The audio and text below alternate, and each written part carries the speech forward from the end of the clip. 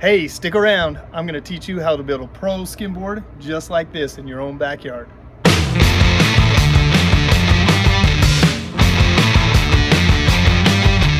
Hey, just a little disclaimer. So I'm going to be showing you some clips that I made about 15 years ago.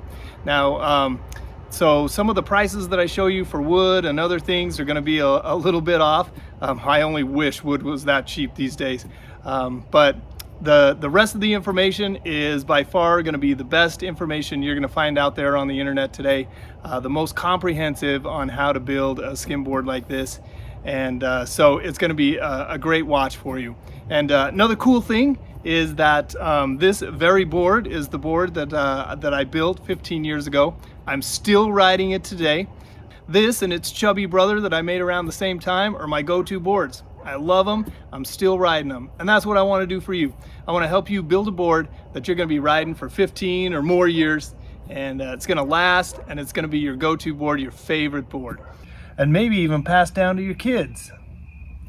So without any further ado, let's get to it. Oh, hey, I'm just on my way over to Lowe's to get some wood for my new board. Why don't you come along?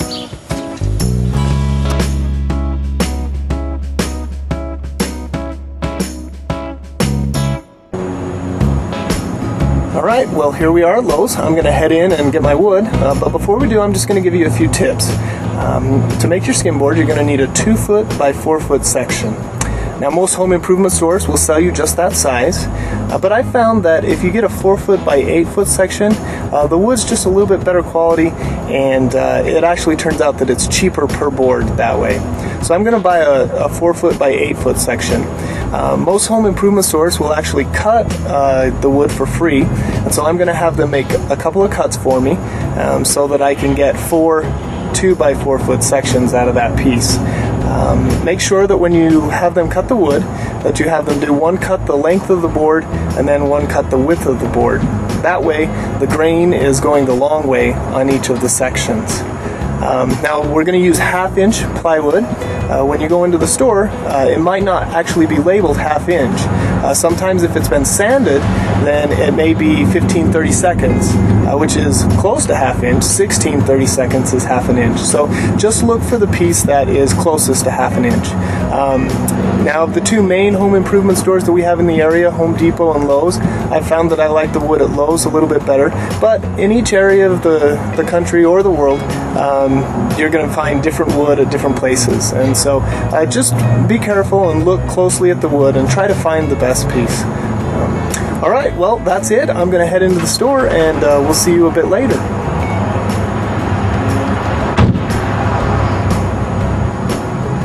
I just got back from Lowe's. I got a great piece of wood here. We're going to use this to make our skimboard. I went ahead and got the 4-foot by 8-foot section. It was $24, and then I had them cut it at the store there into 4 sections, so that works out to be about $6 per board. When I had them cut it, I made sure that they have the grains going the long way. That's important as we make our board.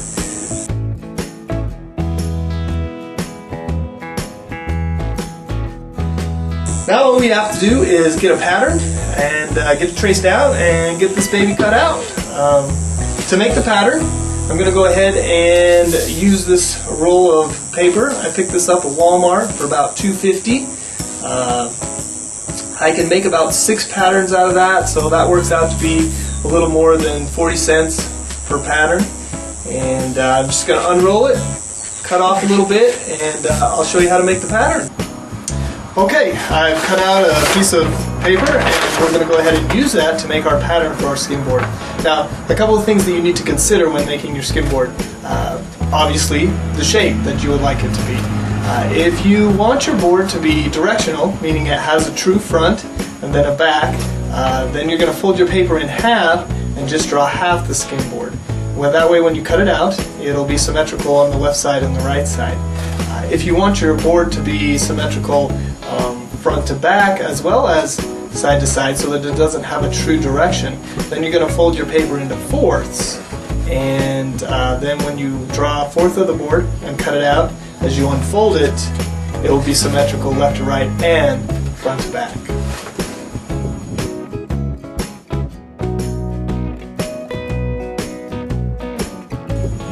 Alright, another thing that you want to consider when making your skimboard are the dimensions.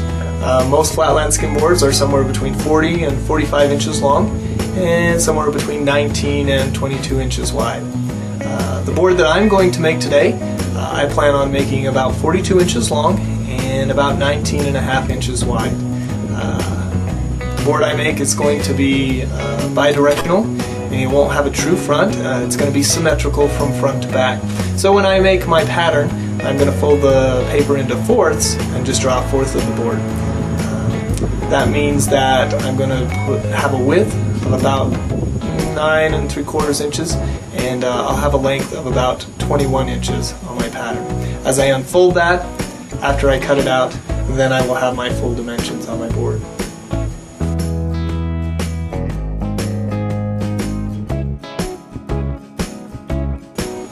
Alright, I got my paper here. I'm going to go ahead and get it folded so that I can get my pattern traced on there. Now remember, if you would like your board to look a little bit different from front to back, then you're just going to fold it in half once. That way, when you draw your pattern, you can make it look different on the front than on the back. But when you cut it out and unfold it, you're going to have a board that's symmetrical from side to side. Now, I wanted my board to be symmetrical from front to back as well, and so what I'm going to do is I'm going to fold this into fourths, and that way, as I trace out my pattern, I will also have front to back symmetry as well as side to side. Now, remember I had some specific dimensions I wanted to use. I wanted my board to be about 19 and a half inches across, which means that the width in half is going to have to be about 9 3/4 inches. So I'm going to use my ruler and I'm going to measure that out.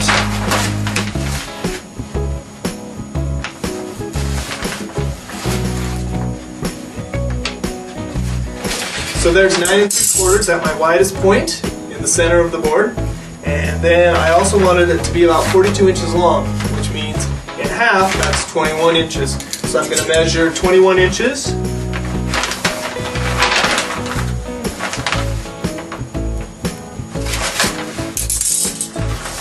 That way I know where I want my board to end. I know how wide I want it to start out over here. Basically I'm going to take my pencil and I'm going to draw the shape of my pattern, ending down here at 21 inches, starting out here 9 3/4. I'm going to go ahead and draw that in. I'm going to continue to work with it and make sure my lines are smooth, so that when I cut my board out, it's going to have a nice smooth shape and will look very, very good. Take your time in this part. This is gonna be how your board's gonna look when you get it cut out. So erase if you need to, redraw, erase, redraw. Get the pattern that you like. Get it cut out. If it doesn't look like what you want it to look like when you get it cut out, that's okay. Try another one. Keep working at it until you get a shape that you really like.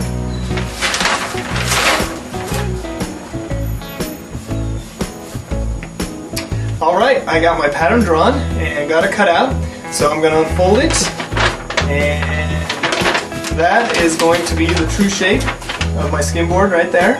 I'm happy with it, I like it, and so I'm going to go ahead and put it on the wood, trace it out, and then we'll work on getting our wood cut out.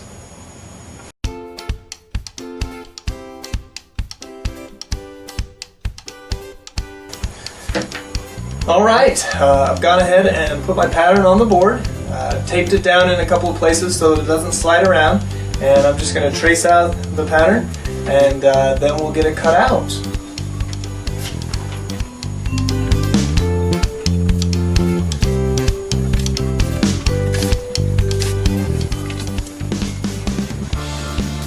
Alright, we got it. Alright, I've got the pattern traced out, and so I know what the skimboard's going to look like. I'm going to use an electric jigsaw to cut it out. It's always a good idea to use safety goggles. These things are really loud, so I'm going to put in some earplugs.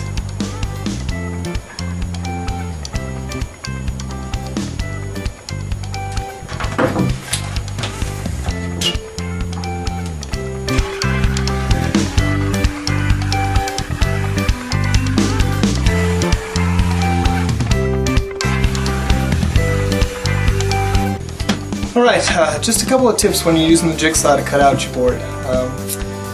As you're cutting, stay on the outside of the line. The other thing is go slow. You can sand off or cut off more wood, but once you cut it off, you can't put it back. So stay on the outside of the line and go slow.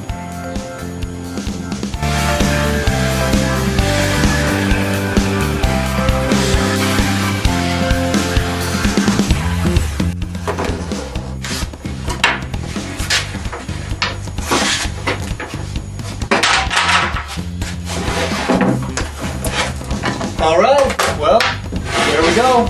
We got our skimboard all cut out.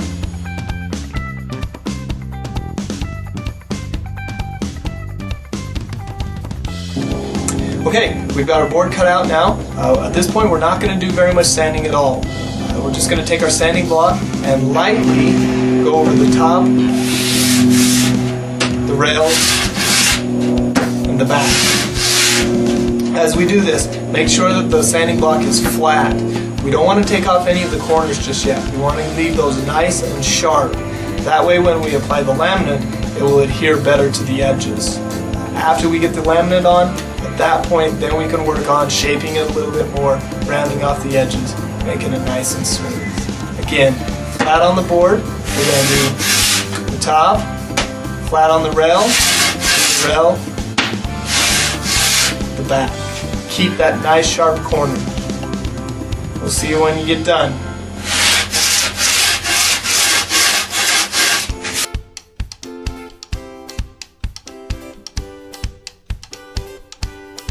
Alright, well, I guess the bathroom's probably the last place you expected to see me, but here we are. We need to put a little rocker in this board, and in order to do that, we need to soak it in water for a while. So I filled up the bathtub. We're going to go ahead and put it in the bathtub and let it soak for a couple hours, and so we'll see you when it gets done.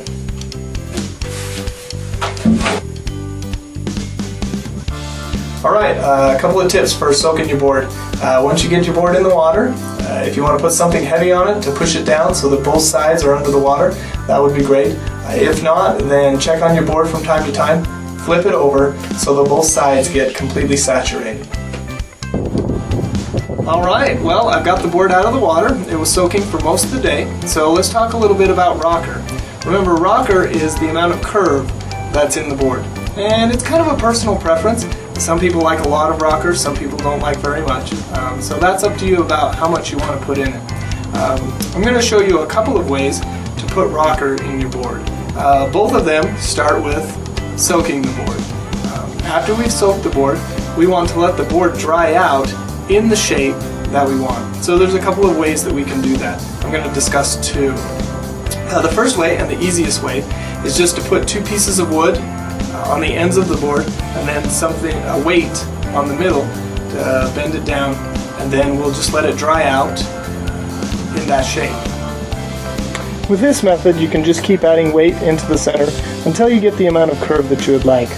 Leave it in this position until it completely dries out. Another way that you can put rocker in your board is to build a rocker table. Now this will give you much more control over the shape of your board. I built one last year. It was pretty easy, and so I'm going to show you the rocker table that I built. I'll let you look at it, and if you'd like to build one, you can go that route too. It was pretty easy, and like I said, it gives me much more control over the shape of my board. Here's the rocker table that I built a while ago. You'll notice it's basically just a frame. I used 4x4s and some pretty hefty bolts and screws to put it all together. I made two tables to go on top of it. Let me show you those two tables. Here are the two tables. Basically, they just have a different amount of rocker. And so let me show you how I put those together. I've just got a nice smooth piece of plywood on the top. I've got another piece on the bottom, and I've used just some metal railings to help secure and fasten that all together and to keep it nice and straight. You'll notice how I put it together. I've got a piece of wood in here to give it its curve. I've used some screws to fasten on the top. I've used another one here in the middle and another one on the other end. So I have a nice smooth curve a little bit of rocker on the front and the back. This next table actually has a different amount of rocker on the front than on the back. I've got about 3/8 of an inch here in the back, down to flat in the center, and then on the other side about a 1/2 inch. Again, with the rocker tables you can get a little more control in your rocker. You can do it exactly how you want. If you want a little more in the front or a little more in the back, or if you want it the same on front and back, the rocker table allows you to do that. Basically what I'll do is I'll set one of these tables over on the frame, then I put the board on the table, I sandwich it in between another piece of plywood, and then I use a hydraulic jack to smash it all together. So I'll get it all set up and I'll show you what it looks like.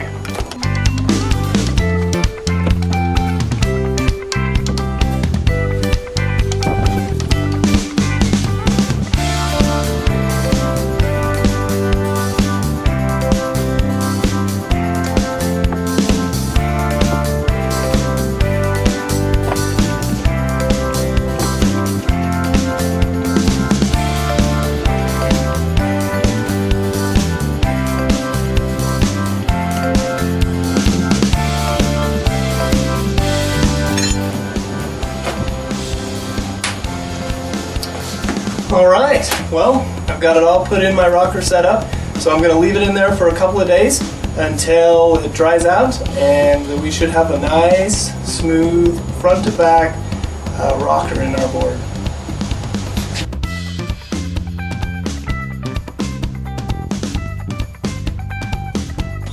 Alright, well, our wood's had a chance to dry out. Just got it out of the rocker table. Looks great, has a nice continuous rocker, and so it's time to put on the laminate. The laminate that I'm going to use is a Formica laminate. I was able to pick up a 4-foot by 8-foot piece at Lowe's for about 44 bucks.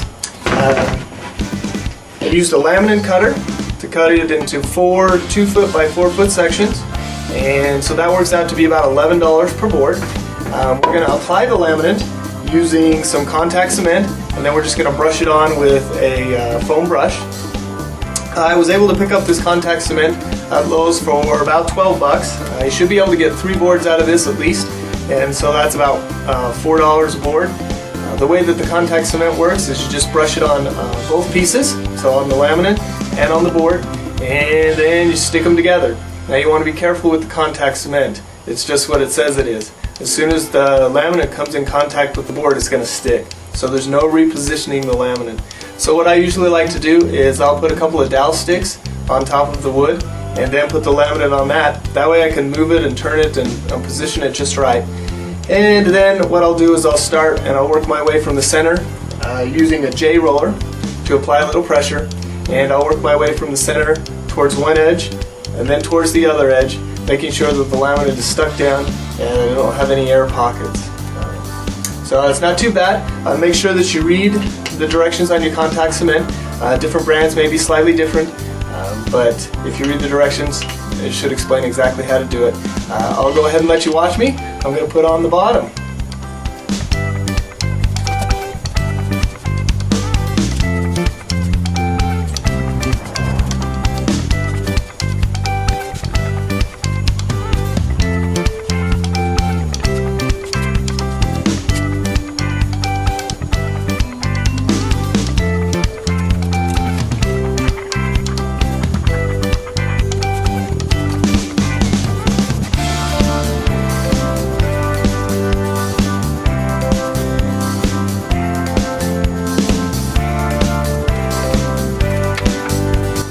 Hey, here's a tip for working with contact cement. Usually on the instructions it will tell you to let both surfaces dry before you put them together. Here's what I've found, is you definitely don't want the surfaces to be wet with the contact cement, but you don't want to let them dry out too much. So the way I usually test it is I'll just use my finger and just touch it. If it feels slightly sticky, then that's perfect. If it feels wet, you got to let it dry a little bit more. If it's not sticky at all, then you probably want to put another coat on and not let it dry out quite so much. It always depends on the temperature and so of where you're working. So you can't really go with a time limit. Just use your finger, test it, and as soon as it's sticky but not wet, put them both together.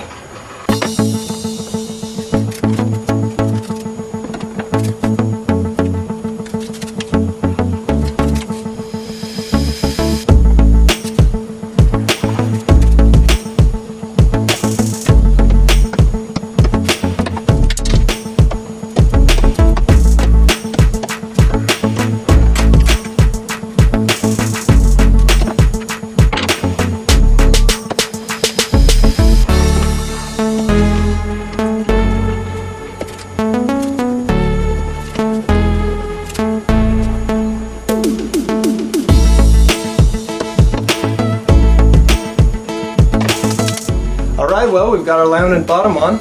You notice I used the J roller to make sure that I applied some pressure so that I get a nice firm contact between two surfaces. I really work the edges over so that I make sure that there's a nice seal along the edge.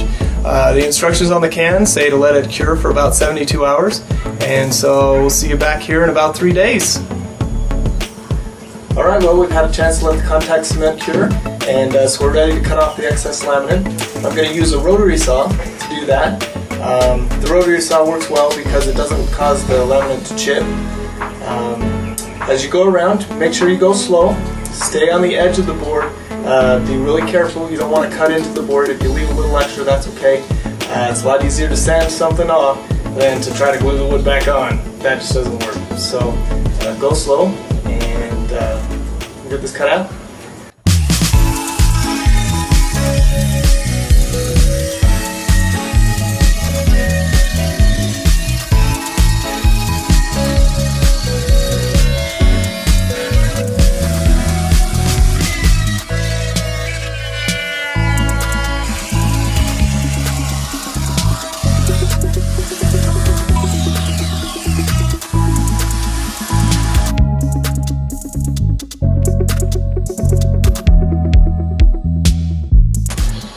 Alright, well, we've got our laminate cut off. I'm going to go ahead and take the belt sander and take off any little edges of the laminate that are left, smooth things up a little bit. I'm also going to use the belt sander to smooth over the top of the rail a little bit. Then I'm going to take this circular sander, do a little more shaping, and finally I'll follow it up with the hand sander. I'm going to put a pretty fine grit sandpaper on this, and once I've got it shaped with these two, I'll use this just to smooth things out, make sure my rails are nice and smooth, and after that we'll be ready to put the resin on.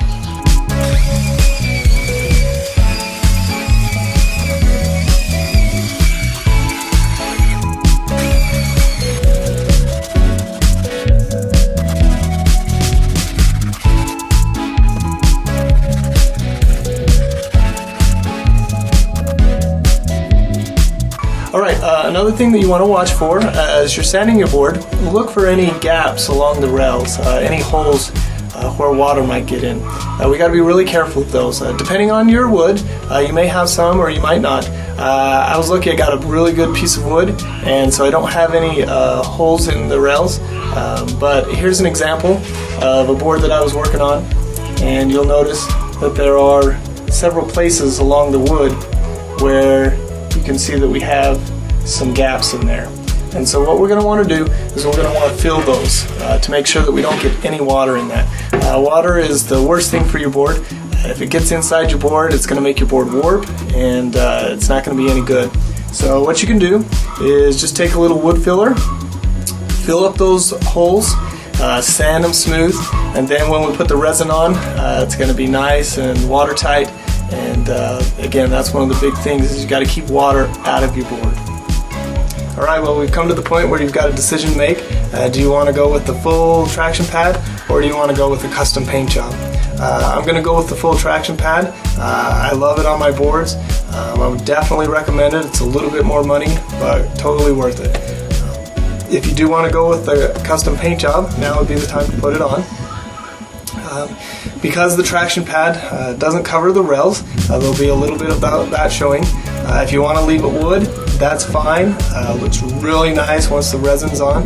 I'm actually going to put a coat of paint around the rails, mostly for the look, but there is another advantage to painting the rails, and that is water protection. It's an extra barrier that the water can't get through. Also, if you put the paint on the rails, then when you put the resin on, it doesn't soak into the wood as much, and you don't have to use quite as many coats of resin on the rails to make sure that it's definitely the water can't get through.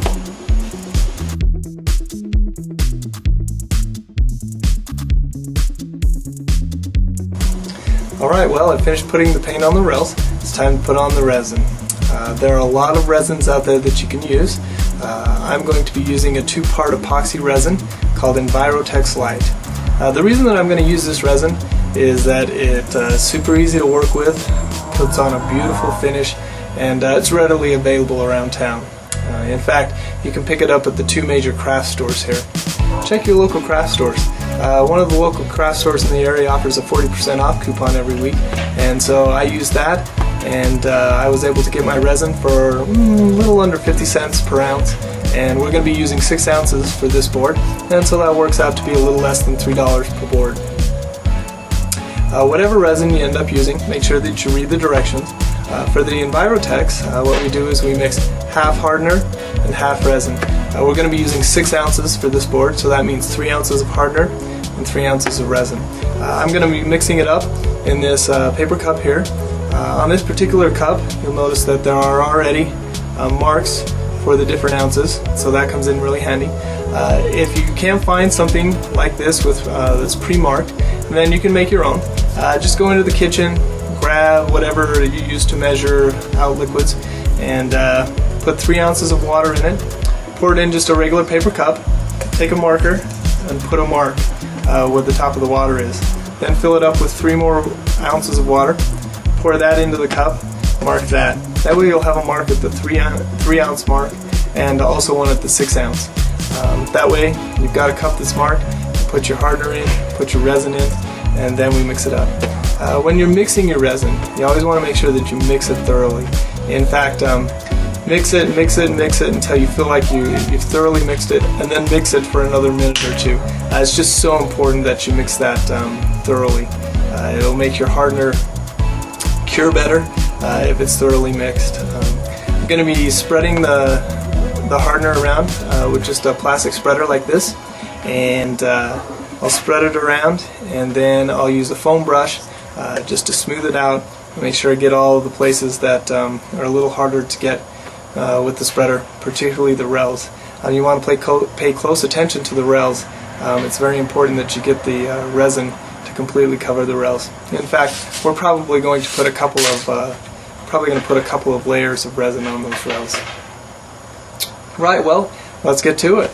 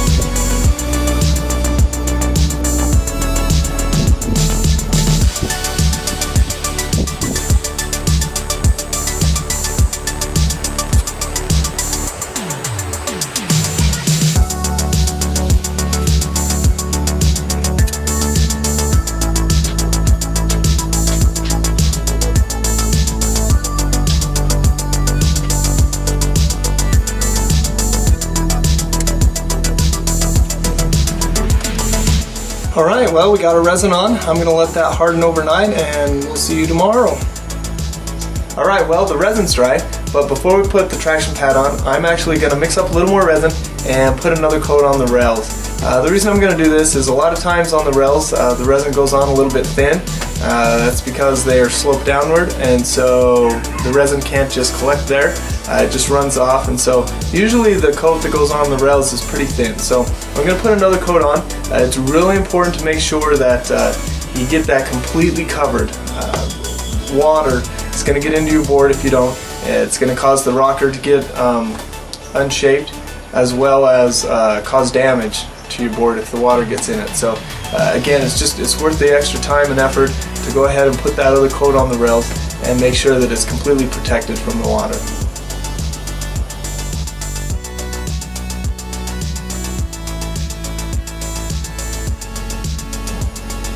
Alright, I know what you're thinking, but no, I didn't finish the board without you. This is actually a board that I've already made. I just wanted to show it to you. I'm going to use the same design on the board that we're making together as I did on this one. And while we're talking about the padding, I thought I'd show it as an example, and that way you can kind of see where we're going. The padding that we use is called HydroTurf.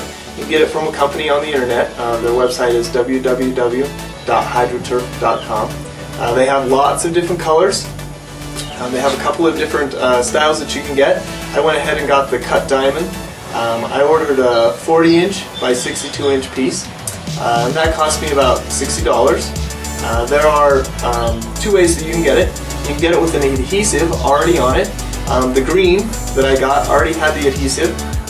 It comes with a paper on the back, and you just peel the paper off, and you've got your adhesive there, and you can just stick it down. The white that I'm going to be using does not have the adhesive on, and so what we're going to do is we're just going to use some contact cement, the same contact cement that we put the laminate on the bottom with. I wanted to use both kinds so that you could see both applications. The adhesive, if you get that, it costs about an extra $25. With shipping, I was able to get the non-adhesive piece for about $75. If you go with the non-adhesive, and you can probably get about 3 boards out of a 40-inch by 62-inch piece. You might have to do a little piecing, but you should be able to get 3 boards depending on how big your boards are. So that works out to be about $25 per board. If you get the adhesive already on it, which is really convenient, though a little bit more money, that's going to add an extra 25 bucks on, and with shipping, that cost me just under $100. And so that turns out for the whole board, it's going to be about $33 for the whole traction pad for the whole board. Now, $33, that might sound a little pricey for the traction pad, but it's all relative. I went on Skim City on the internet and priced out traction pads, and I found that for a rear stomp pad, you're looking at probably anywhere from $28 to $40-ish for a front arch bar. You're again looking anywhere from $20 to $40. So you could be looking for a rear stomp pad and an arch bar anywhere from $50 to $80. And here you're getting the whole traction pad for about 33 bucks. So it's really a deal. It's totally worth it. But you're gonna have to make that decision whether you want to go with the traction pad or just with a custom paint job and the resin on the top. Alright, to actually put the foam on the board, what we're going to do is we're going to lay our board down on the foam. We're going to trace it out. You can just use scissors to cut it out. It's pretty easy. It cuts really nice. And so to cut out the general outline, I'm just going to use some scissors. And I'm using the 2 colors, and so of course I'm going to make some exceptions for that. When you cut out your foam, you notice there is just a small gap here between the edge of the board and the foam. You want to make sure that you do that. Leave somewhere between 1/4 and 1/8 of an inch. And so as you trace out your shape and you go to cut it out, stay on the inside of the line. Maybe give again yourself 1/4, maybe to 1/8 of an inch. I am going to put a logo in my board, and so what I'll do is I'll use an X-Acto knife to cut out my logo, both in the green and in the white. Pull the green piece out, slide the white piece in. Remember, with the green I've got the self-adhesive on there, so that's easy to apply. With the white, I'm going to actually use some contact cement, just like we did with the laminate bottom. So I'll apply it to the back of the foam, I'll apply it to the board, and then we'll stick it on. I'll also do the same thing with the logo in the middle. Again, I got the 2 different kinds so that I can show you both applications. It's just a matter of price. Contact cement's going to be quite a bit cheaper than the adhesive. Well, I'm going to go cut these out, and I'll be back with my pieces and our board, and we'll put it on.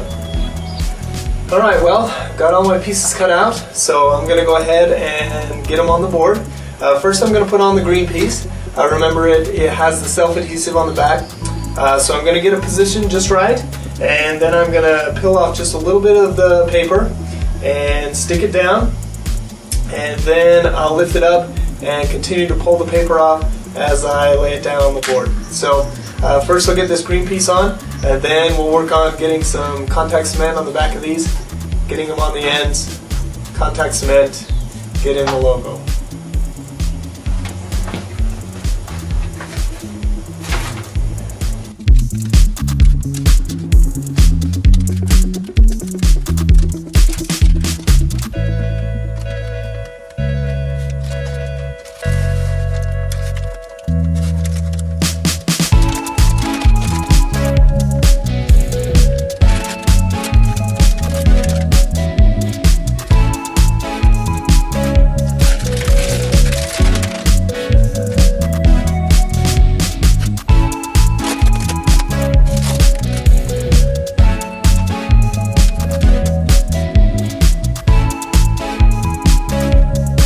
Okay, before you put too much pressure on it, make sure that everything's lined up good, and then you can go ahead and apply quite a bit of pressure. That will stick it down. It's pressure sensitive adhesive, and so if you don't put much pressure on it, you still have a chance that you can work with it a little bit, pull it back up, reposition. Looks like this is pretty good, so I'm going to go ahead and get ready to put on the white pieces. Alright, I got my two end pieces. I made sure that they fit, did any trimming that I needed to, so I'm going to go ahead and use the contact cement. Remember how we do it? We apply one layer to the foam, one layer to the board. We need to give it just a little bit of time to dry. That's what the instructions say here, until it's just a little bit tacky, not wet, but just tacky, so when we fill it with our finger, it's still sticky. Then I'm going to go ahead and put both ends on, and we'll be pretty much done.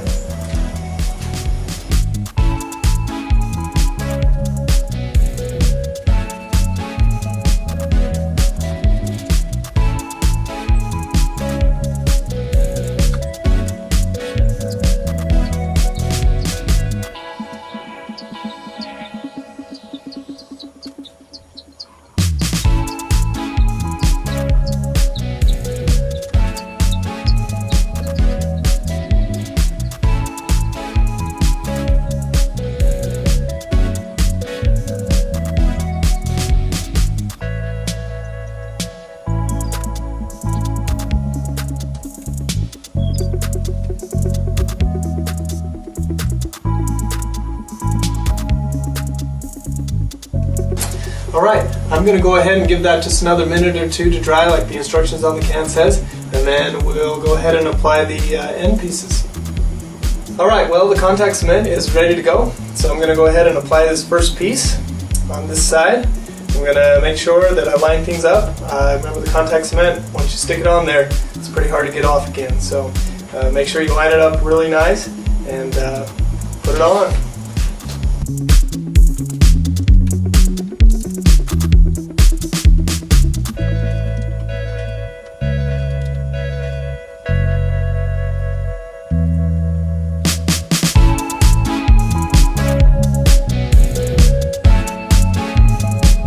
Alright, one side on, one more to go.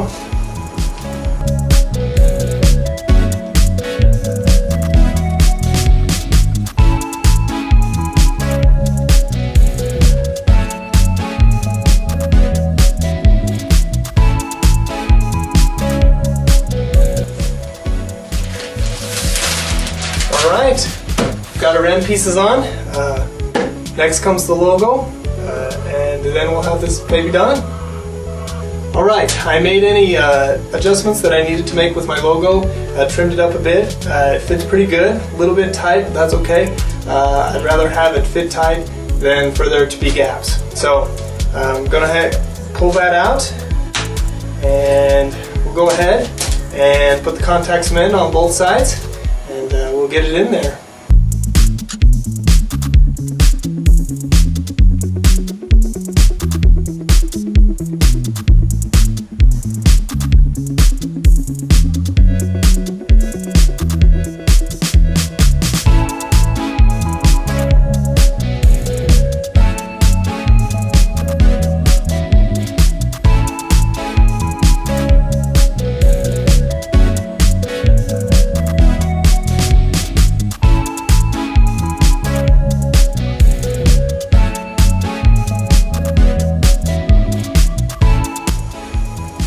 Alright, we'll go ahead and give that just a couple minutes to dry like the instructions on the can says, and then we'll get that logo in there. Alright, well, we've given the glue a couple minutes, so let's see if we can get our logo in.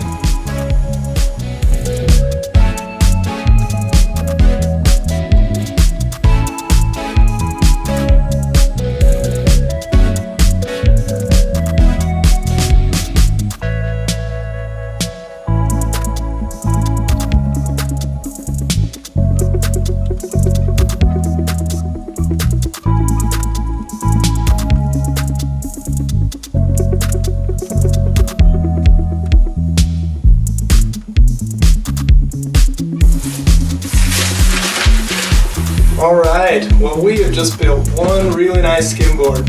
So it's time to get down to the water and try it out.